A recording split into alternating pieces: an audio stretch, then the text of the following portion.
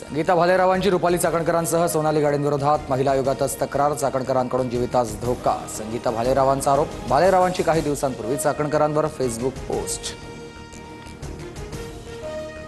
चाकणकरांचा phone बंद असतो. तक्रार कोणाकडे करायची? मनसेची पत्राद्वारे राज्य महिला आयोगाची मुख्यमंत्र्यांकडे तक्रार.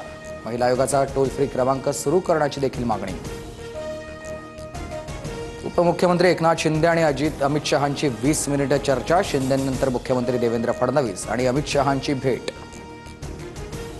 शहांकडे भाजपामधील मंत्री आणि आमदारांकडून अजितदादांच्या कार्यपद्धतीवर नाराजी व्यक्त. दादा भाजप आमदारांविरोधात नेत्यांना ताकद देत असल्याचा आरोप. सूत्रांची माहिती आहे.